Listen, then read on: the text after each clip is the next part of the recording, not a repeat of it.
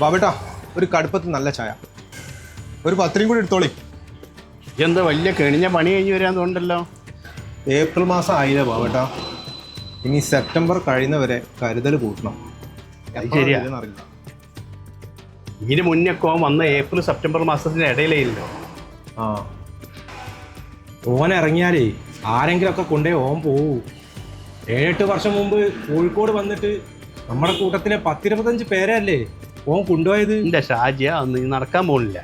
അപ്പം നമുക്ക് എല്ലാവർക്കും അതിൻ്റെ റൂട്ട് മനസ്സിലായല്ലോ. ഓൻ വരാതെക്കാൻ വേണ്ടി ആൾക്കാർ ഇവിടെ പരക്കം പായനുമുണ്ട്. പോരാത്തേന് എല്ലാ അങ്ങാടിയിലും ഇതാ നോട്ടീസ് ഒട്ടിച്ചിട്ടുണ്ട്, വായിച്ചുണ്ട്.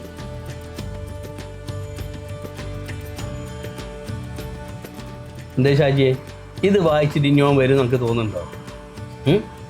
അല്ലേ? ആ, അതിജാഗ്രതയുടെ 6 മാസക്കാലം, ഏപ്രിൽ മുതൽ സെപ്റ്റംബർ വരെ. വവ്വാലുകളെ ഉപദ്രവിക്കരുത്. വവ്വാലുകൾ ചേക്കേറിയ മരങ്ങൾ നശിപ്പിക്കരുത്. വവ്വാലോ മറ്റേതെങ്കിലും ജീവികളോ കടിച്ച പഴങ്ങൾ കഴിക്കരുത്. പഴങ്ങൾ നന്നായി കഴുകി മാത്രം ഉപയോഗിക്കുക. പനിയുള്ളപ്പോഴും ആശുപത്രികളിലായിരിക്കുന്ന മുഴുവൻ സമയത്തും മാസ്ക് ധരിക്കുക.